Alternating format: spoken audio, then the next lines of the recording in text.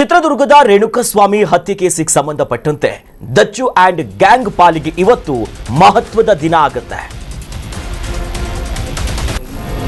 ಚಿತ್ರದುರ್ಗದ ರೇಣುಕಸ್ವಾಮಿ ಹತ್ಯೆ ಪ್ರಕರಣಕ್ಕೆ ಸಂಬಂಧಪಟ್ಟಂತೆ ಇದೀಗ ದಚ್ಚು ಅಂಡ್ ಗ್ಯಾಂಗಿನ ಪಾಲಿಗೆ ಇವತ್ತು ಮಹತ್ವದ ದಿನ ಆಗುತ್ತೆ. ಮಾಫಿ ಸಾಕ್ಷಿ ಅರ್ಜಿ ಬಗ್ಗೆ ಕೋರ್ಟ್ ಇವತ್ತು ಯಾವ ತೀರ್ಪನ್ನ ಕೊಡುತ್ತೆ ಅನ್ನುವಂತ ನಿರೀಕ್ಷೆ ಇದೆ. ಈ ಪ್ರಕರಣದ A14 ಈಗಾಗಲೇ ಅರ್ಜಿಯನ್ನ ಸಲ್ಲಿಸಲಾಗಿದೆ. ನಿಜ ಹೇಳ್ತೀನಿ ಅಂತ ಹೇಳಿರುವಂತ ಆರೋಪಿ ಪ್ರದೋಷ್ ತೀರ್ಪನ್ನ ನೀಡಲಿದೆ 59ನೆಯ CCH ಕೋರ್ಟ್. ದರ್ಶನ ಪಾಲಿಗೆ ಇವತ್ತು ನಿರ್ಣಾಯಕ ದಿನ ಆಗುತ್ತೆ. ಅರ್ಜಿ ತೀರ್ಪಿನ ಬಗ್ಗೆ ದಚ್ಚುಗೆ ಹೆವಿ ಟೆನ್ಷನ್ಗಳು ಶುರುವಾಗಿದೆ. ರೇಣುಕಸ್ವಾಮಿ ಹತ್ಯೆ ಪ್ರಕರಣದ ಆರೋಪಿ 14 ಪ್ರದೋಷ್ ನನ್ನನ್ನು ಅಪ್ರೂವರ್ ಆಗಿ ಕನ್ಸಿಡರ್ ಮಾಡಿ ನಾನು ಎಲ್ಲ ಸತ್ಯವನ್ನ ಹೇಳಿಬಿಡ್ತೀನಿ. ಮಾಫಿ ಸಾಕ್ಷಿಯ ಮುಂದೆ ಆತ ಬಂದಿದ್ದಾನೆ, ಅರ್ಜಿಯನ್ನ ಕೂಡ ಸಲ್ಲಿಸಿದ್ದಾನೆ. ಒಂದಿಷ್ಟು ಸ್ಫೋಟಕ ಅಂಶಗಳನ್ನ ಈಗಾಗಲೇ ಆತ ಕೋರ್ಟ್ ಮುಂದೆ ಬಿಚ್ಚಿಟ್ಟಿದ್ದಾನಂತೆ.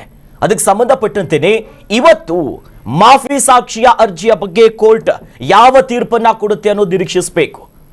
ಈ ಪ್ರಕರಣದ 14ನೆಯ ಆರೋಪಿಯ ಅರ್ಜಿಯ ಆದೇಶಗಳು ಏನು ಬರುತ್ತೆ, ಆತ ಈಗಾಗಲೇ ಬಂದು ನಾನು ನಿಜ ಹೇಳ್ತೀನಿ ಅಂತ ಹೇಳಿಕೆಗಳನ್ನ ಕೊಟ್ಟಿದ್ದಾನೆ. ತೀರ್ಪನ್ನ ಕೊಡಲಿದೆ 59ನೆಯ CCH ಕೋರ್ಟ್ ಇವತ್ತು. ಹಾಗಾಗಿ ನಿರ್ಣಾಯಕ ದಿನ ಆಗಿದ್ದು ಏನಾಗಬಹುದು ಅನ್ನುವಂತ ನಿರೀಕ್ಷೆಗಳಿದೆ.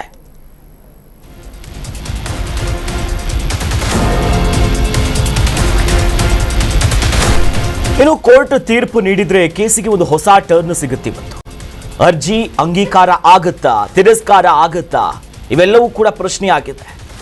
ಮಾಫಿ ಸಾಕ್ಷಿ ಅರ್ಜಿಯನ್ನ ಅಂಗೀಕರಿಸಿದ್ರೆ ಭಾರಿ ಮಹತ್ವ ಪಡ್ಕೊಳ್ಳುತ್ತೆ.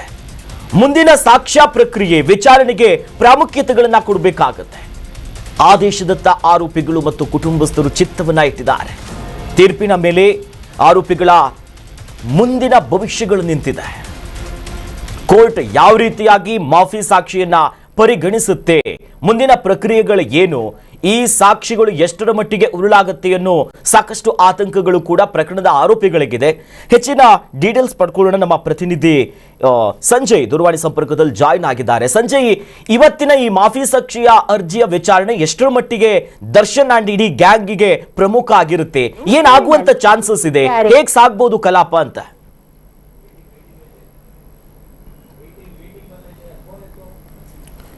ಎಸ್, ಮತ್ತೆ ಅವರನ್ನು ಸಂಪರ್ಕಿಸ್ತೀವಿ. ಅಂದರೆ ಪ್ರಮುಖವಾಗಿ ಈ ಕೇಸ್ ಸಾಕಷ್ಟು ಹೈ ಪ್ರೊಫೈಲ್ ಕೇಸಾಗಿ ಗುರುತಿಸ್ಕೊಂಡಿತ್ತು. ದರ್ಶನ್ ಅವರ ಪಾಲಿಗಂತೂ ನಿಜಕ್ಕೂ ನರಕ ಯಾತನೆ ಕೊಟ್ಟಂತ ಪ್ರಕರಣ. ಇಷ್ಟು ದಿನದ ವಿಚಾರಣೆಯ ಹಂತವೇ ಒಂದು ಕಡೆ ಆದರೆ ದಿಢೀರಂತ ಕೇಸ್ನಲ್ಲಿ ಮಾಫಿ ಸಾಕ್ಷಿ ಆಗ್ತೀನಿ ಅಂತ ಪ್ರದೋಷ್ ಮುಂದೆ ಬಂದಿದ್ದಾನೆ.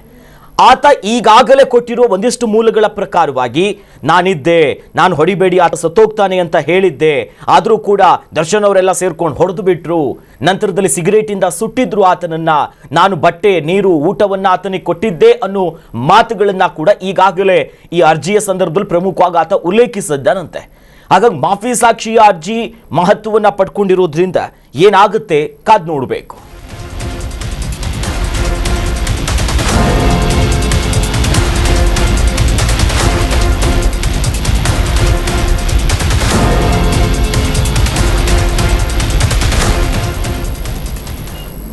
ಕರ್ನಾಟಕ ನ್ಯೂಸ್ ಬೀಟ್ ಫಾಲೋ ಮಾಡಿ, ಸಬ್ಸ್ಕ್ರೈಬ್ ಮಾಡಿ.